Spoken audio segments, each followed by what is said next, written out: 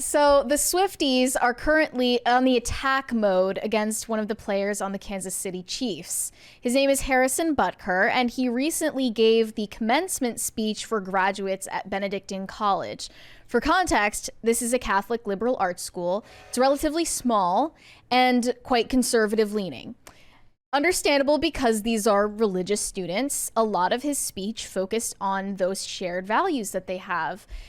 He's not, insanely outspoken about his faith, but it's publicly known that Harrison is Catholic, and that's why they invited him. And this was the clip that rocked the world. For a few minutes, he addressed specifically the young women in the crowd, and he told them that there are diabolical lies told to them in society today. And we should just hear it from his mouth instead of people twisting his words. Let's just play this clip here. Of the class of 2024, you are sitting at the edge of the rest of your lives. Each of you has the potential to leave a legacy that transcends yourselves and this era of human existence. In the small ways, by living out your vocation, you will ensure that God's church continues and the world is enlightened by your example. For the ladies present today, congratulations on an amazing accomplishment. You should be proud of all that you have achieved to this point in your young lives. I want to speak directly to you briefly because I think it is you, the women, who have had the most diabolical lies told to you. How many of you are sitting here now about to cross this stage and are thinking about all the promotions and titles you are going to get in your career? We got a $20 from Some Nate of you that may says, go on "I to love lead Butker." successful careers in the world, but I would venture to guess that the majority of you are most excited about your marriage and the children you will bring into this world. I can tell you that my It's so funny how you can hear the beautiful wife, baby Isabel, in the would be back the first to crying. say that her life truly started when she began living her vocation as a wife and as a mother. I'm on this stage today and able to be the man I am because I have a wife who leans into her vocation. I'm beyond blessed with the many talents God has given me, but it cannot be overstated that all of my success is made possible because a girl I met in band class back in middle school. He's a band geek. Yep. Would convert to the faith, become my wife, and embrace one of the most important titles of all, homemaker.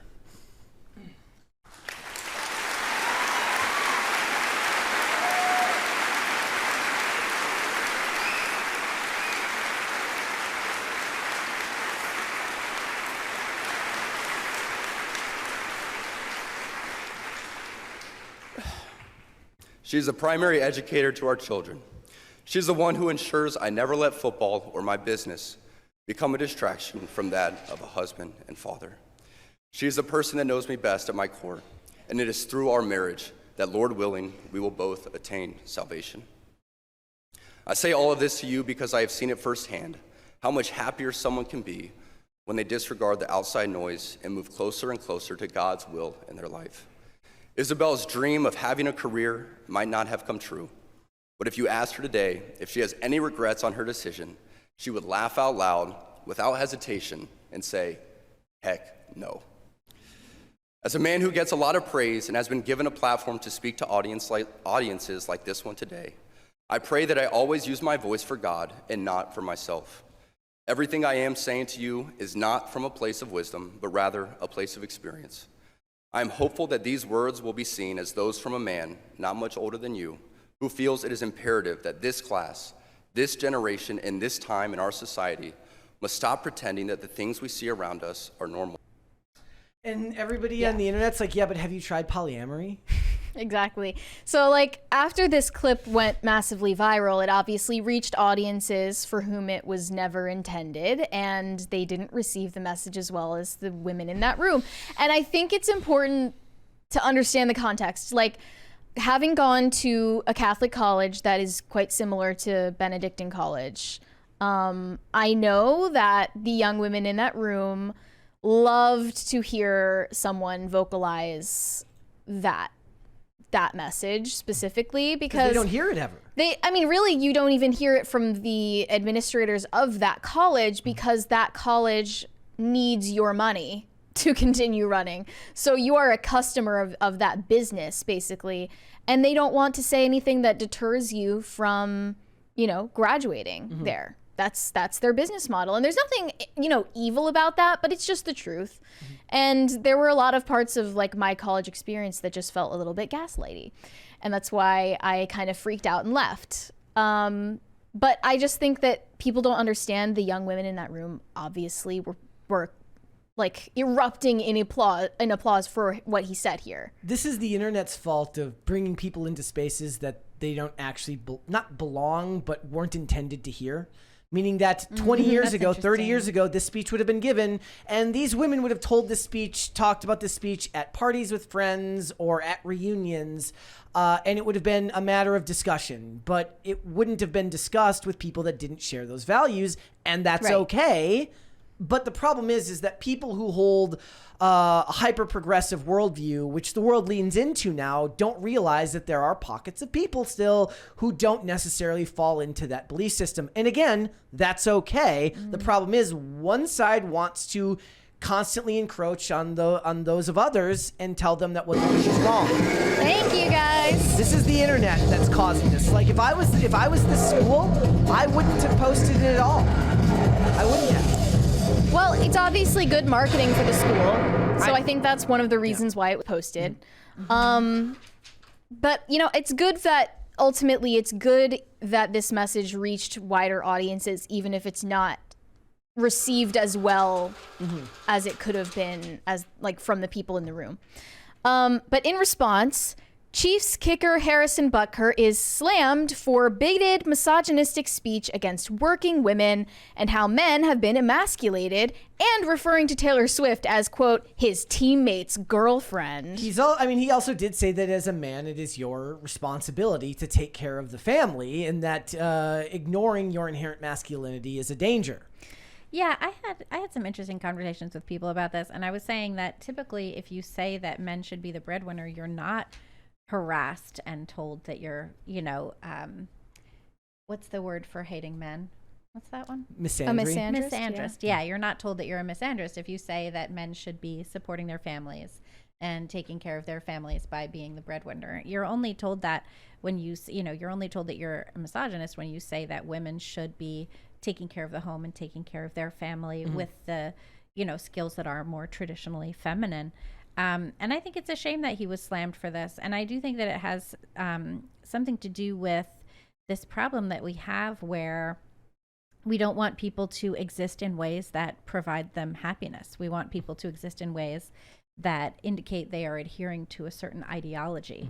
And if this brings he and his wife happiness, and I'm sure it brings countless other families happiness and success for their families, then I think that this is I think that this is an absolutely great thing.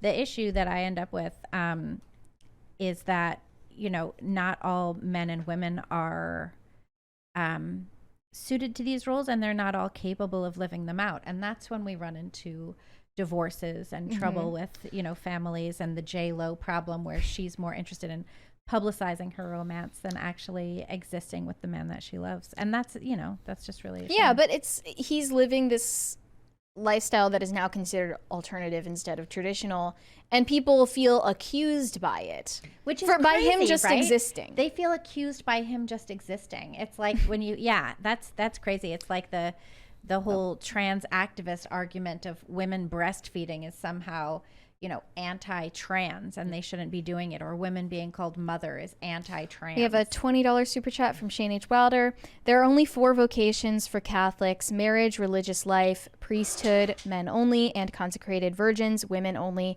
Most of us are called to marriage. There is nothing bigoted or sexist about what he said. Well, I what agree it with is Mr. it Wilder falls on into the term of whataboutism, right? Meaning that people are saying, well, why didn't you acknowledge the life that I'm living as a working woman in this speech? He said, well, because you didn't go to this college, you don't share these values, therefore this speech wasn't about you. I just saw this TikTok of this girl saying, hey, it's actually like a reading comprehension skill to know what audience a message was written for. Yeah. That's not the writer's obligation to let everyone know who the message is written for. That's actually something you're supposed to be able to discern by reading it. So yeah, some skills are lost on these people. And here are some tweets from the Swifties. One said, I hope that Harrison Butker tries to tell Travis Kelce that Taylor emasculates him because she works and isn't at home cooking and taking care of babies. And I hope Travis beats the shit out of him. Wow. That's insane.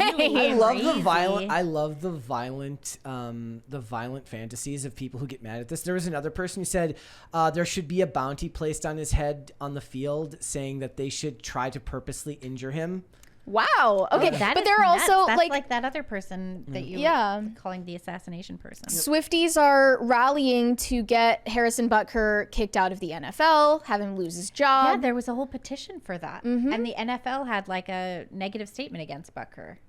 Oh, what did they say? Let me pull it up. I know we covered it up Because I just saw that the daughter of the team owner of the Kansas City Chiefs spoke and said that she basically agrees with Harrison Let's Butker's listen to it. statement. Let's listen to what she said. It's kind of funny. We're going to start with you because the couch would like to know, as America would, the reaction from the Hunt family regarding the kicker, Harrison Butker. Well, I can only speak from my own experience, which is I've had the most incredible mom who had the ability to stay home and be with us as kids growing up. And I understand that there are many women out there who can't make that decision, but for me in my life, I know it was really formative in shaping me and my siblings to be who we are. So you understood what he was talking about? For sure. Okay. And I really respect Harrison and his Christian faith and what he's accomplished on and off the field. What's funny is she said what she said there by saying, I understand that most women won't be able to make that happen because But she didn't even say most, but like a she's saying- lot. the point is what the people who were criticizing the speech want is for him to acknowledge them during the speech and say, look, I understand that this isn't for everyone, but this. The problem is it's his speech. It's to a specific group of people. It's not his job to stop it halfway through to make some type of whataboutism. Honestly, the issue there is he's talking about something that is for everyone. It's for everyone. Yes, it's a standard for everyone. I'm saying that the Right? idea It's not that- just a minority of people that are meant for traditional gender roles. They're traditional for a reason. But they're saying that with 'cause the economy they're the way it effective is, for that the most people perpetuation of humanity. Yeah. most people won't be able to afford to work in a single income household. Totally understand that. But, you know, you don't need to give everyone a special little disclaimer to make Correct. them feel seen and heard and validated all the freaking time. It's not necessary. Again, this was not again, I think this is on the school for it's like, look, the school gets what they want, like you said, promotion, but it causes further problems because it just wasn't meant to be seen by everyone. But it also is a message that then gets out to other young women who may not hear this in their normal lives, right? I mean, there's a lot of women out there who are raised in very progressive households, raised without religion, who may end up having these feelings of, you know, these feminine tendencies and want to explore it and You'd feel hope. like they are betraying themselves by doing it and feel like they're pushed into, you know, a feminist worldview and forced to embrace an ideology that doesn't match who they feel that they are on the inside. And maybe they hear these words and they say, oh, I could be, it's okay to be a mom, you know, it's okay to want to take care of my man and our home. It's okay to do that. I remember years ago, I was writing for the Federalist, and there were all these, it was like Frozen and like all of these Disney movies were coming out that were basically saying that aspiring to love is not something that little girls should be doing, that little girls should not be looking forward to marriage and motherhood and family. And I was thinking to myself, it's okay to aspire to love. It's okay to aspire to wanting to be a mom and take care of your family. My stepmom, when I was a kid growing up, she told me that when she was little, all she wanted to do was be a mother. That was like the thing she most wanted in life, you know? And so to see these ideas of feminist careerism pushed on young women who may not want that, they're going to feel trapped into that. It's good that this message came out, even if it did result in backlash. And it also makes everybody look stupid who's lashing back against it. Like the Kansas City commissioner who said, you know, Butker doesn't represent Kansas City, nor has he ever. Kansas City has always been a place that welcomes, affirms, and embraces our LGBTQ community members. Thanks. No one asked. What did Well, that? What it is was he, that mentioned- doesn't have anything, He you know? mentions. Oh, we got another that stuff 20 in the from in the Nate. speech. There's other stuff in the speech that got mentioned. Nate said, Yeah. "Thank you so much, Mary." Thank you. You're welcome, but I don't know what I did. The NFL said his views are not those of the NFL as an organization. The NFL is steadfast Nobody thought in our commitment to inclusion, which only makes our league criticizes stronger. DEI in the speech. Right, but like that's all. Whatever. He never said he was speaking for everybody else. He very clearly is speaking If for you're himself. an and it was- individual and you're speaking, the assumption is that you're speaking for yourself. Well, it's the point I always make is that since the advent of social media, everybody has to live like they're running for president.